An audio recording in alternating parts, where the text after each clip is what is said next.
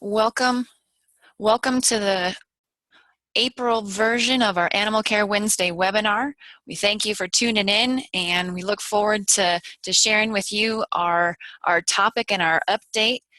Today's speaker is going to be Mr. Dave Aiken, who's a UNL Agricultural and Water Law Specialist in the Department of Agricultural Economics. His presentation will update us on state Ag Gag legislation and how legal challenges are faring in the courts. So a couple of housekeeping items before I turn it over to Dr. Aiken.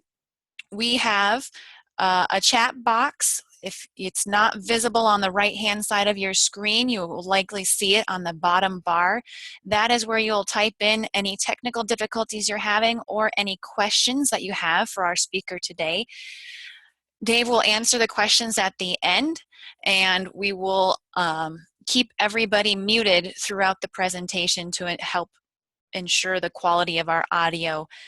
Today's webinar will be recorded, and you should see in your chat box that I did post the link if you're not familiar with where our recordings are posted.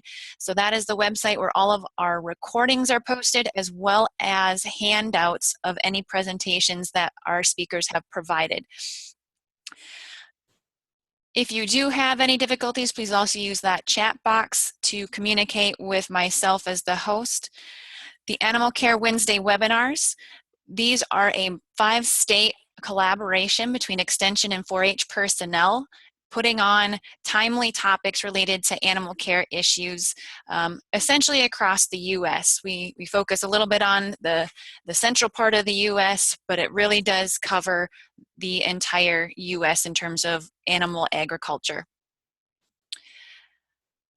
My name's Heidi Carroll. I'm a Livestock Stewardship Extension Associate with South Dakota State University.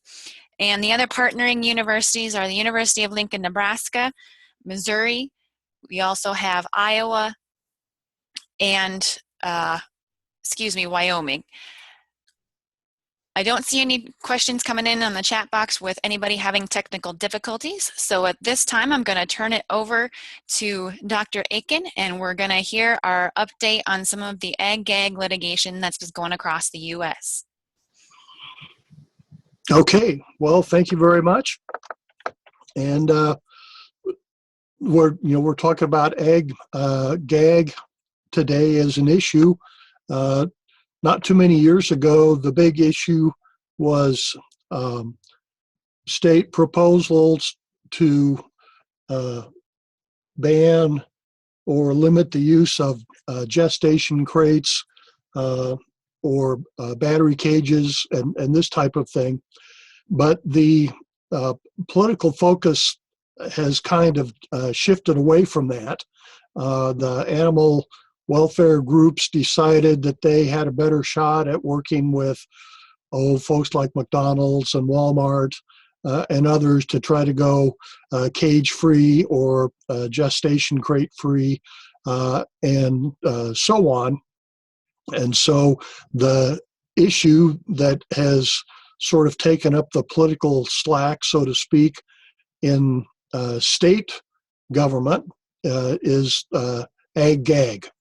And this is the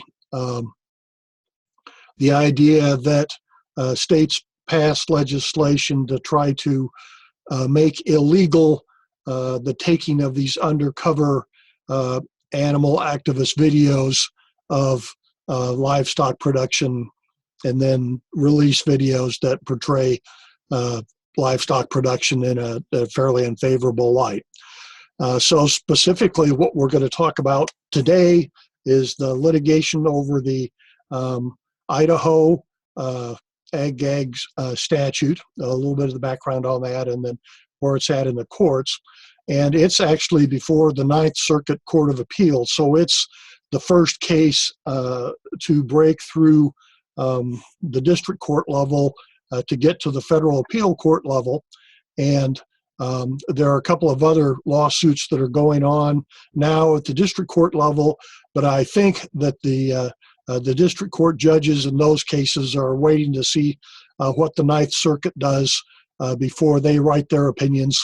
And so the one that is pending before the Ninth Circuit. The arguments have already occurred, and so we're just kind of waiting for the court to hand down their decision. When that one comes out, then I think we'll see some more opinions from around the country. So that's kind of what we'll be looking at today. Well, as I mentioned, the purpose of the so-called Ag Gag laws, and these are not, of course, what the proponents of the laws call them. Now, the more recent laws that have been adopted call it the Property Protection Act or something like that. But Ag Gag is what the opponents have called it, and what journalists have come up with as a way to label these laws.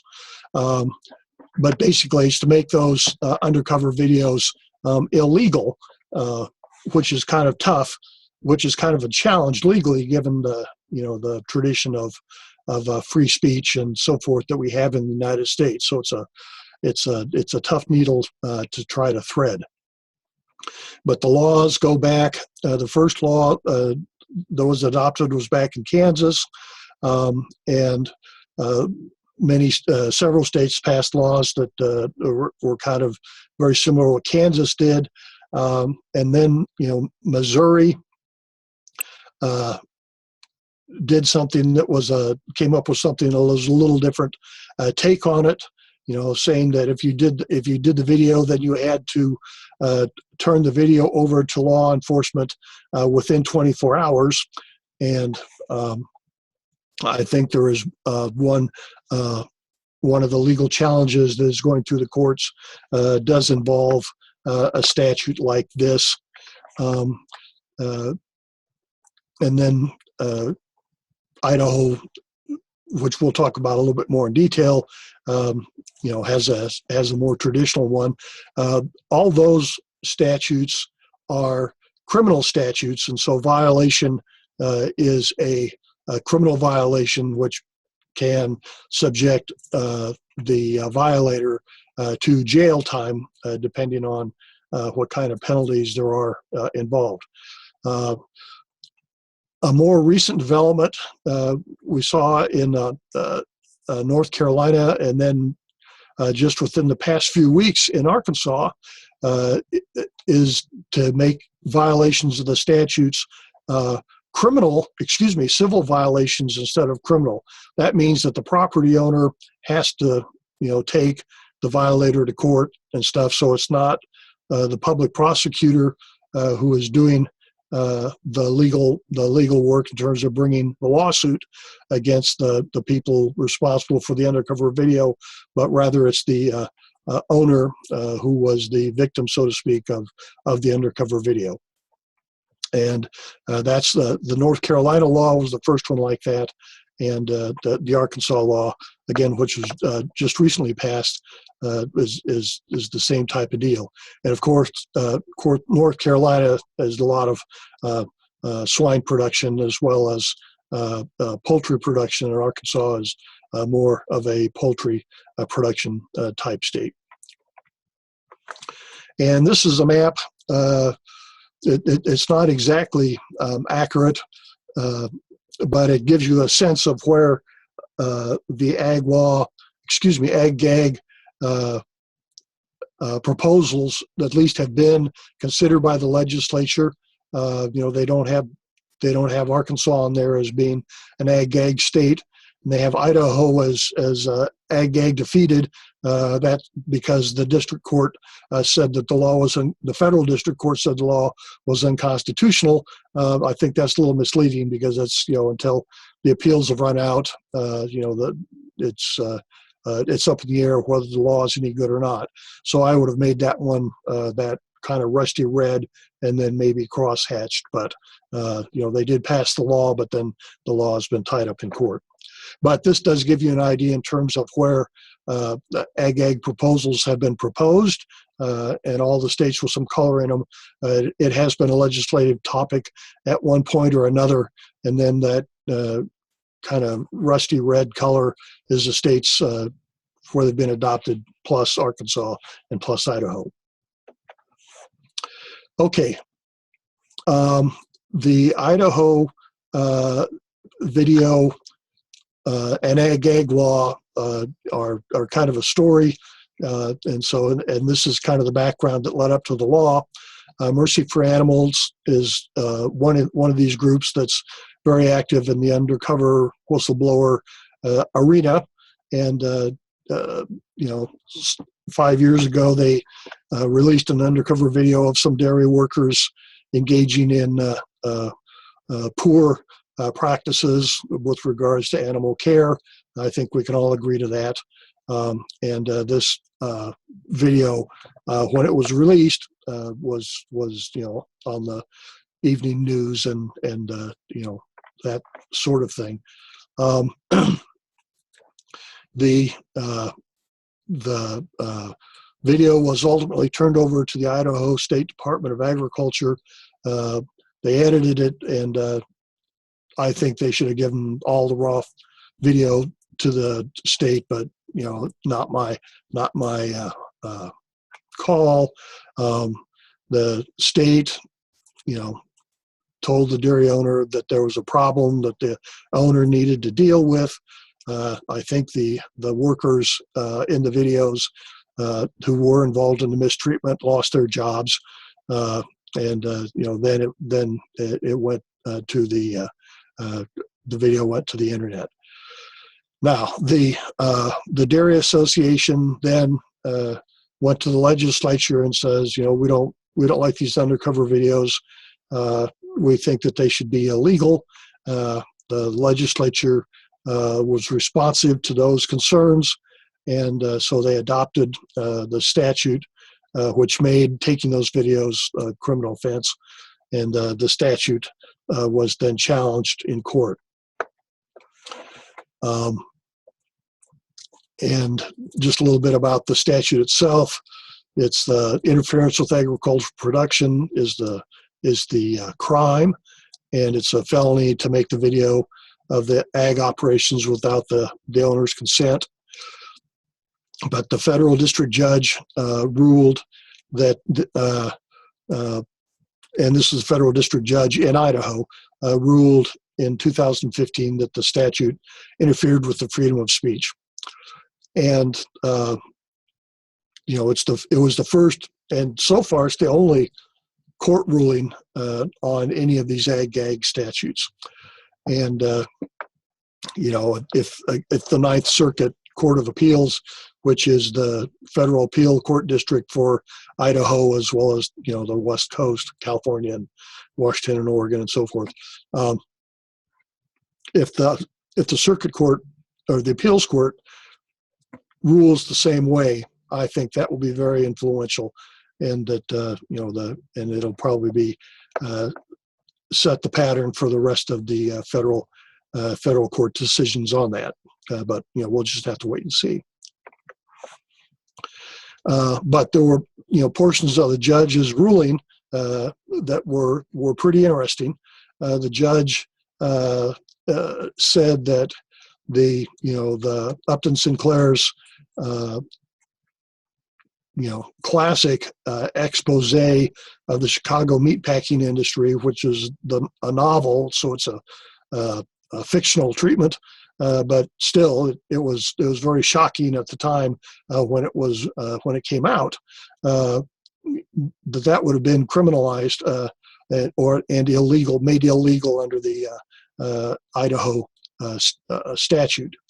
And I don't know how well you remember this, but it's they talked about throwing the dead rats in, when they were processing the meat, as filler, and all that very, very disturbing sort of things that had been fairly common industry, although not universally necessary, but certainly not representative of the best in the meatpacking industry at the time. And this led to the adoption of the Meat Inspection Act and the Pure Food and Drug Act, and the creation of the Food and Drug Administration. So it was one of the most important food safety laws that we have in the United States, and it got its the push was this, the public response to the novel, The Jungle. And, this is when Theodore Roosevelt was president, and he pushed for this. And historians say that, that there's a lot of bad industry practice going on back at this period of time. This is the Gilded Age and the age of robber barons and so forth. And they said, but the thing that was shocking about this is that this affected what people saw on their dinner table in terms of meat products, and so they acted a lot more quickly on that than they did than they had to some of the other industrial stuff that was going on. In addition, the judge stated that investigative journalism is really important to democracy in the United States, that without investigative journalism, there'd be a lot of stuff going on that we wouldn't know about, that we might want, that we might think we ought to know about. And so that, this sort of thing is very important.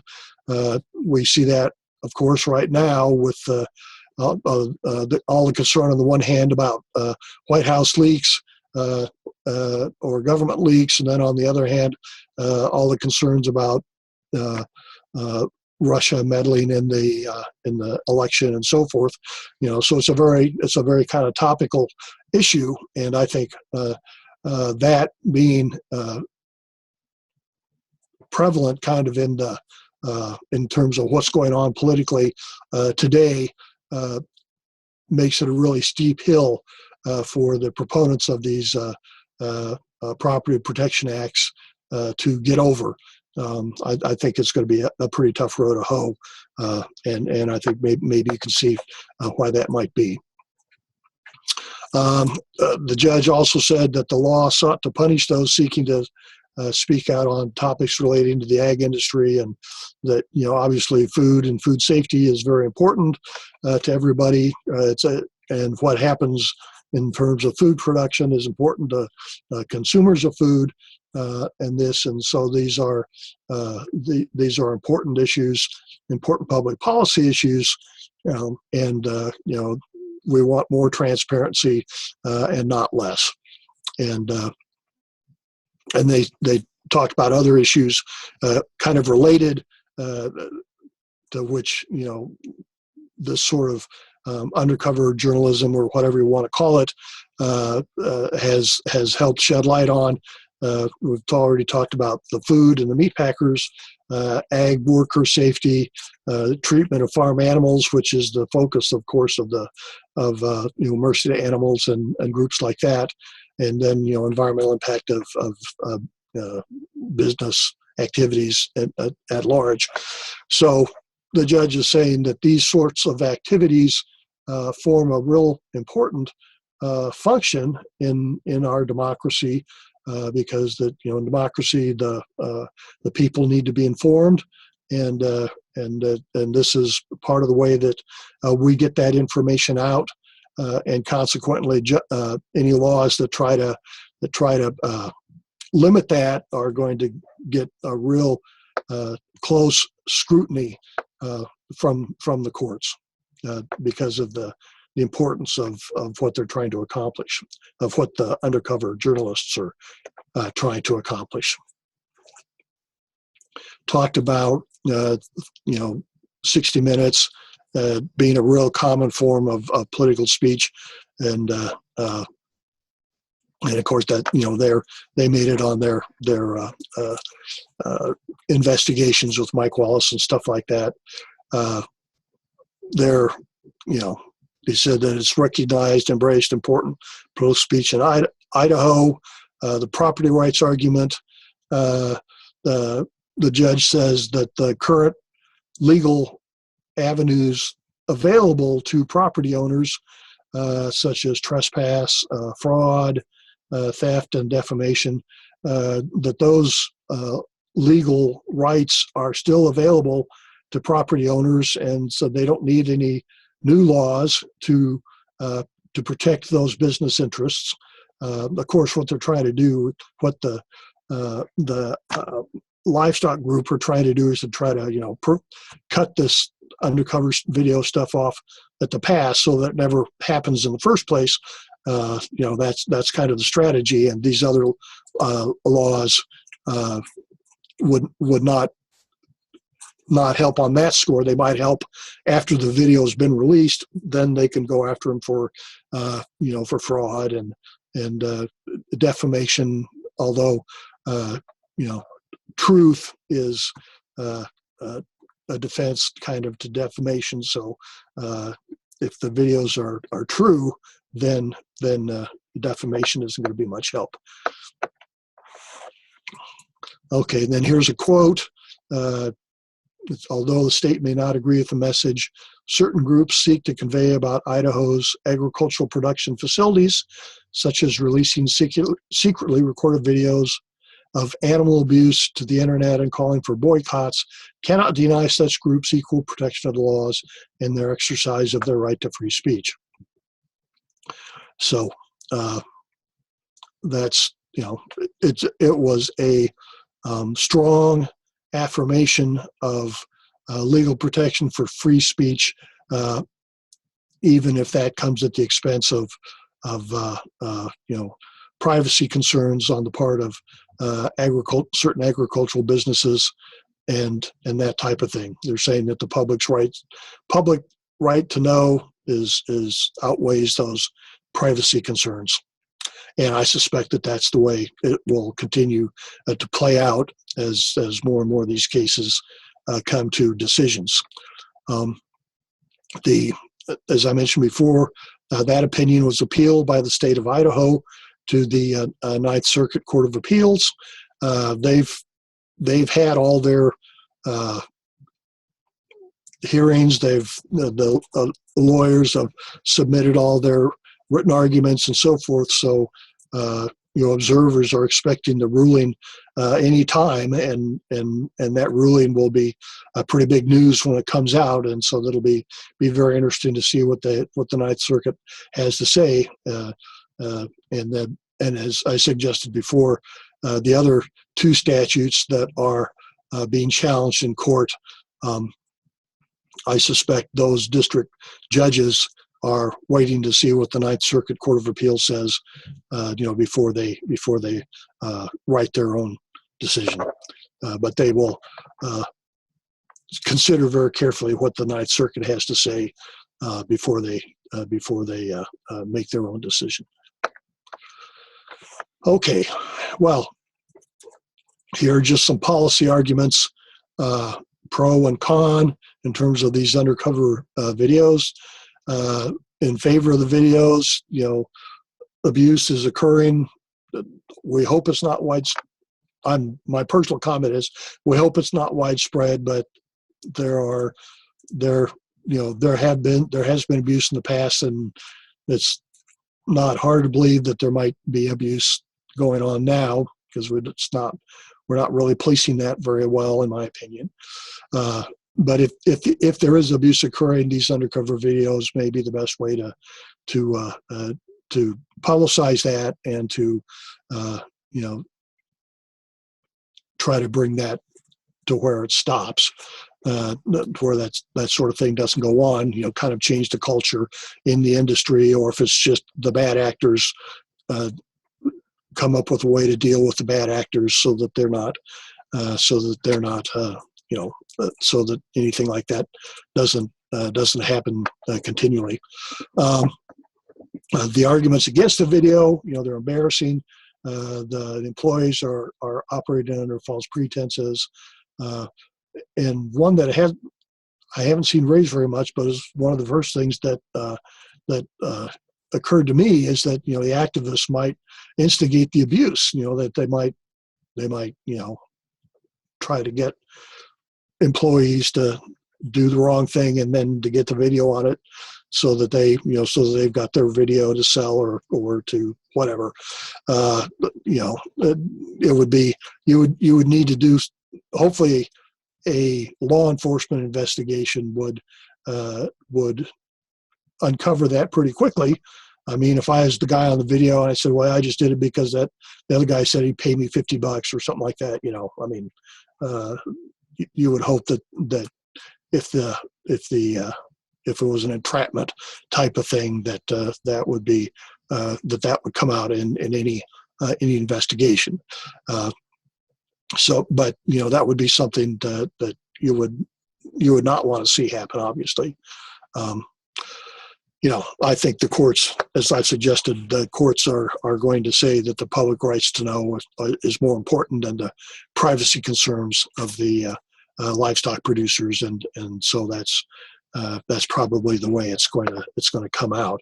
It's going to be very hard to come up with a law that just focuses on the undercover videos by itself, and have that stand up.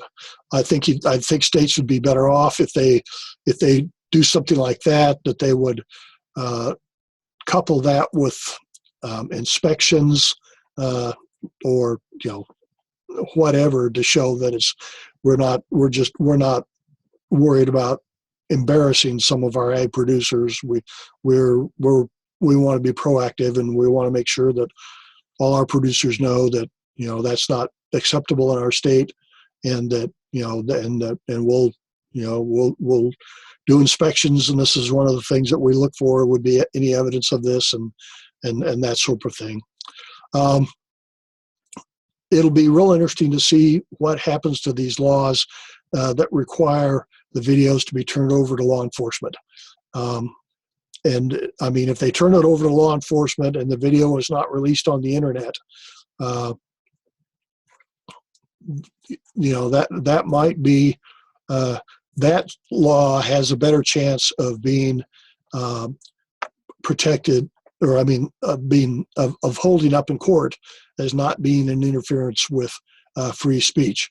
But these decisions also depend an awful lot on the facts of the case before the judge and that. But if these laws stick around,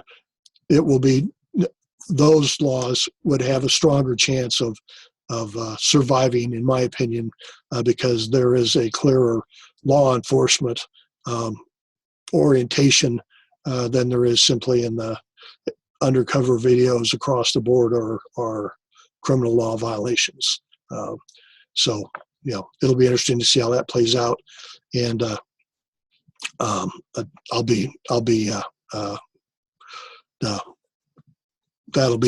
an interesting one to watch. I think the typical, the most prevalent Ag Gag law, that says that these videos are illegal, those are probably, somewhat popular within the ag community, but I don't think that they are necessarily the best posture to take with the public, to say that we want to cover this stuff up. Excuse me. I think a better approach is to say we're against it. We're horrified by this, and we don't want it to happen in our state. And here's all the things that we're doing as an industry to try to prevent this. And we think that anybody who engages in this kind of abuse, they're the lawbreakers, and they're the ones that need to have the books thrown at them.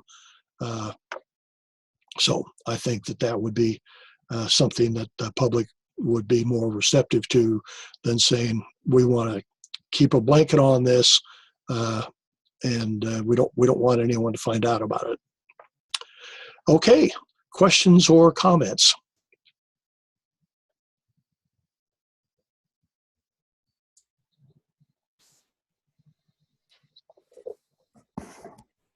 Great, thank you for that update, Dave. We'll give folks a few minutes here to type their questions into the chat box.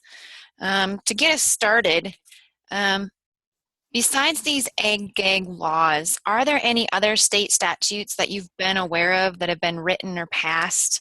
I know we had some previously in terms of making animal abuse felony or misdemeanors or specific husbandry practice specific to states. What other types of laws are you familiar with in animal agriculture?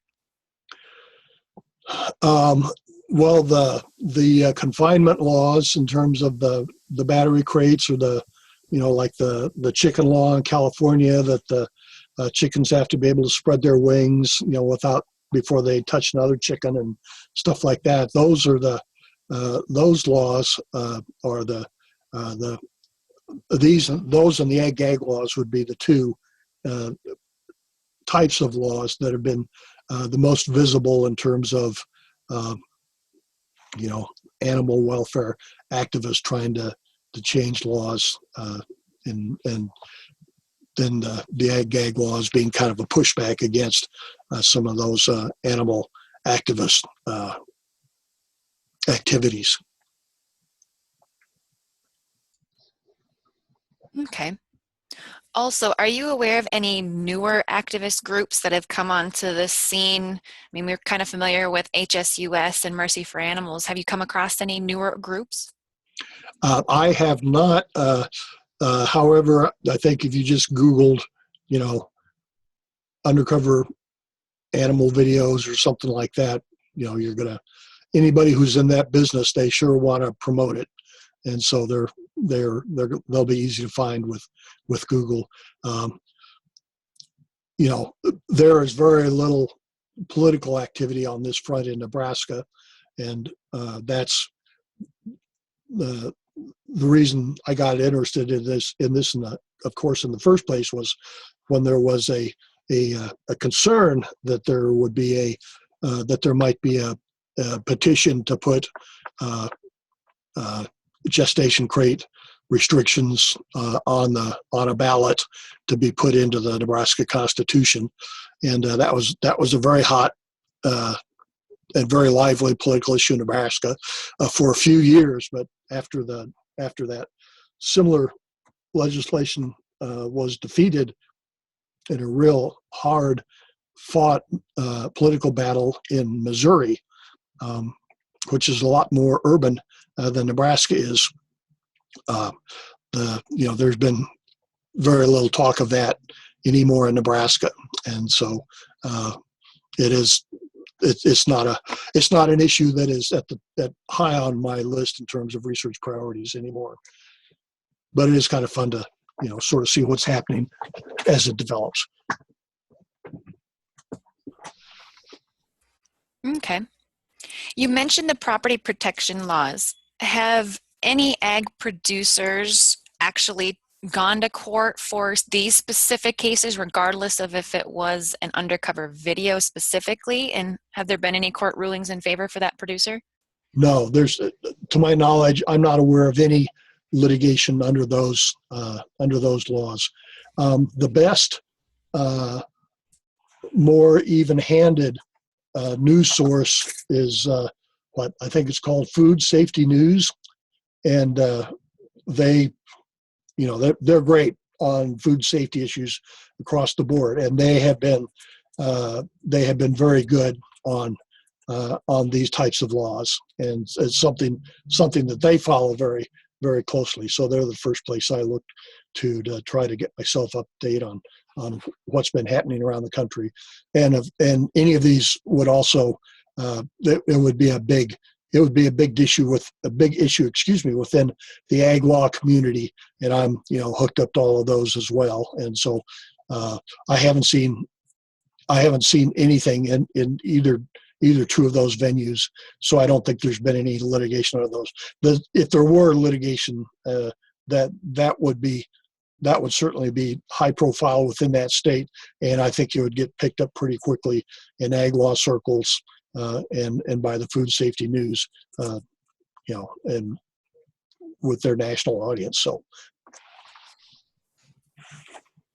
Okay, great. but that also means that the farmers got to hire the lawyer and pay them, and that's not going to break the bank for most livestock producers, but it's it's a lot easier than turning it over and having the local district attorney or county attorney take them to court, as a criminal violation. That's the difference between the criminal and the civil, is who has to sue to enforce it. Mm-hmm. Okay. Well, I don't see any questions in the chat box, so I think I've got one more question we'll kind of to wrap up this topic with. It's a double question. So what is the best way for producers to be more proactive when these incidences arise? And then the second part is, how can Extension or 4-H educators assist the agricultural community to prepare for those such situations? Well, excuse me, those are good questions. I'm gonna have to get a drink here. I'm sorry.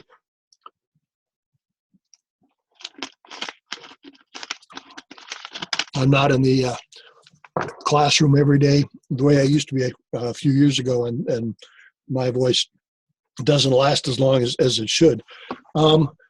Boy, in terms of the educational,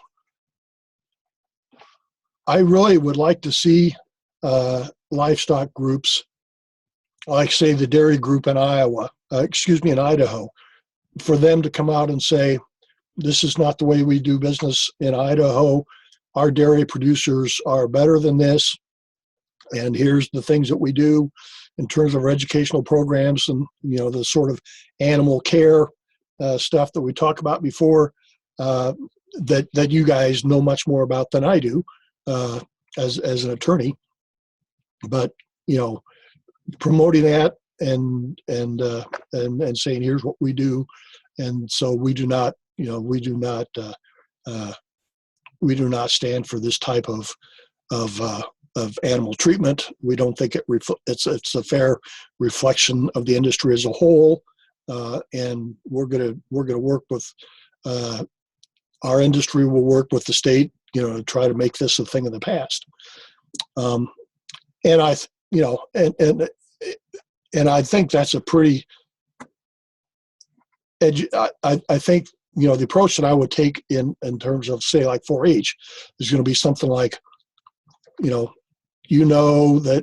it's important to treat your animals well, and I think all of us in Nebraska or whatever state you're in, we know that we treat our animals the best we can, and we know that our neighbors treat their animals the best they can, and it's always a shock when we find out that there are some involved in animal agriculture, who don't do it the way we think they should.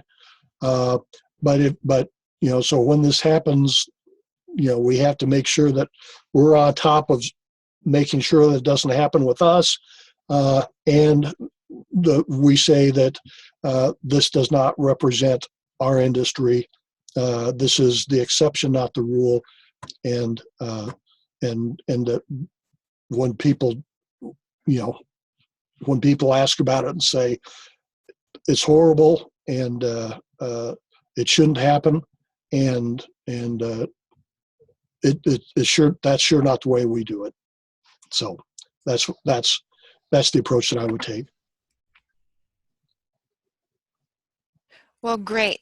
Thank you very much, Dave, and I'm kind of glad to hear that. I know my interactions with the various livestock species organizations here in South Dakota and the surrounding states around us, I know our livestock groups have definitely put a lot of time and effort in that specific area. So I'm glad to hear that. Sounds like a good approach, and then we'll continue to partner with them to kind of keep that messaging going out and be more proactive that way.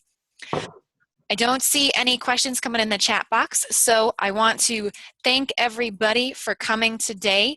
Our next Animal Care Wednesday webinar is going to be on May 3rd. And the topic for May is going to be cattle transportation and preparing for emergencies. And so we'll have Lisa Peterson, the NDSU Extension and BQA Coordinator from North Dakota, be speaking on that. So tune in on May 3rd at 11 o'clock Central Time to be able to hear that. With that, thank you, everybody, and thank you, Dave, and have a good day. Thanks a lot.